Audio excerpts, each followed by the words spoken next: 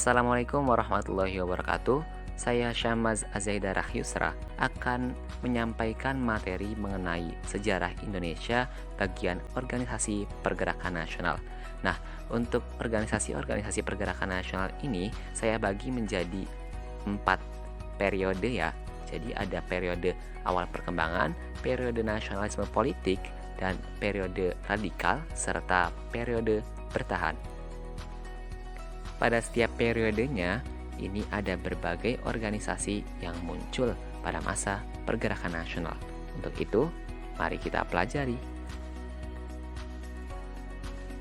Nah, kita masuk ke periode yang pertama, yaitu periode awal perkembangan. Ada Budi Utomo sebagai organisasi yang berdiri pada 20 Mei 1908. Pendirinya adalah Dr. Wahidin Sudirohusodo dan Dr. Sutomo. Organisasi ini bergerak untuk memajukan bidang pendidikan dan kebudayaan. Organisasi ini bersifat non-politik dan kooperatif. Selain Budi Utomo, ada lagi nih organisasi yang berdiri pada periode awal perkembangan, yaitu Sarekat Islam. Sarekat Islam ini didirikan oleh Haji Samanhudin dengan nama Sarekat Dagang Islam pada 1911. Pada 10 September 1912 berubah nama nih menjadi Sarekat Islam atas usul dari H.O.S. Cokro Aminoto. Organisasi ini bergerak untuk memajukan bidang agama Islam, perdagangan, sosial, dan politik, bersifat kooperatif dalam aturan dasar organisasinya. Tetapi pada faktanya Sarekat Islam sering mengkritik pemerintah kolonial. Selanjutnya ada Muhammadiyah. Siapa sih yang gak kenal sama Muhammadiyah? Muhammadiyah ini didirikan oleh Kiai Haji Ahmad Dahlan pada 18 November 1912 nih. Asas perjuangannya adalah modernisasi Islam dan kebangsaan. Organisasi ini bergerak di bidang keagamaan, pendidikan, sosial, dan kesehatan. Muhammadiyah juga bersifat kooperatif. Selanjutnya kita masuk nih ke periode yang kedua, yaitu periode nasionalisme politik. Ada organisasi Indische Partei. Indische Partei ini berdiri pada 25 Desember 1912, didirikan oleh 3 serangkai, Ernest Dawes-Dekker, Dr. Cipto Mangunkusumo, dan Suwandi Suryaningrat atau Ki Hajar Dewantara. Indische Partei ini fokus bergerak di bidang politik. Cita-cita politiknya adalah Indonesia merdeka. Sering melakukan kritik terhadap pemerintah kolonial melalui tulisan di surat kabar The Express. Indische Partei ini bersifat non-kooperatif hingga pada 1913 ketiga tokoh pimpinannya diasingkan ke Belanda. Organisasi lain yang berdiri pada periode nasionalisme politik yaitu Gerakan Pemuda, merupakan organisasi kepemudaan di berbagai daerah Indonesia seperti Yong Java, Yong Sumatera Nenbon, Yong Serebes, Yong Ambon, Yong Minahasa, Yong Batak, dan Perkumpulan Pasundan. Salah satu agenda besar di bidang politiknya adalah menyelenggarakan Kongres Pemuda dan Sumpah Pemuda nih. Masih pada periode nasionalisme politik ya, ada organisasi Gerakan Perempuan. Tokoh pelopornya adalah Raden Ajeng Kartini dan Dewi Sartika. Dewi Sartika mempelopori pendirian perkumpulan dan sekolah khusus perempuan bernama Keutamaan Istri. Dua tokoh perempuan hebat ini telah menginspirasi perempuan lainnya untuk mulai bergerak menuju Indonesia merdeka. Wah, hebat ya. Periode awal perkembangan udah, periode nasionalisme politik juga sudah.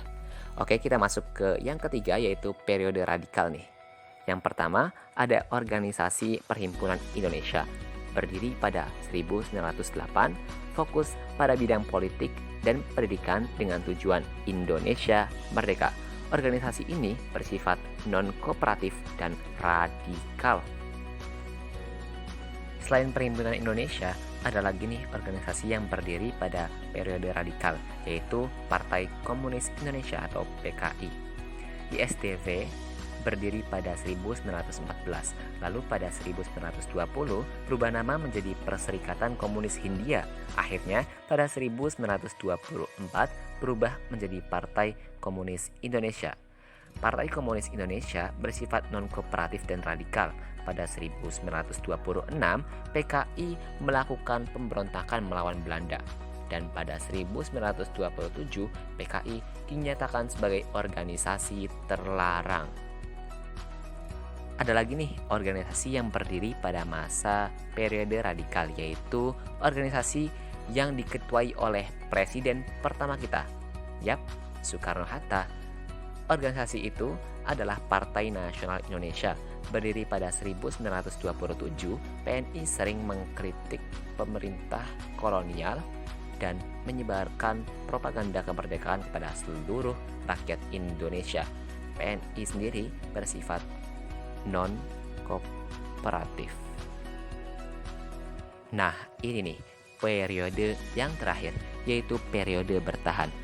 Ada organisasi yang berdiri pada masa periode bertahan. Yang pertama ada Taman Siswa. Organisasi pendidikan ini didirikan pada 3 Juli 1922 oleh Suwardi Suryaningrat, Ki Hajar Dewantara. Taman Siswa bersifat kooperatif dan non-politik. Taman Siswa, organisasi ini mewariskan 3 konsep pengajaran dalam dunia pendidikan yang sangat terkenal. Apalagi kalau bukan ing ngarso sung tulodo, ing madya mangun karso, tutmuri handayani. Selanjutnya ada Partai Indonesia Raya.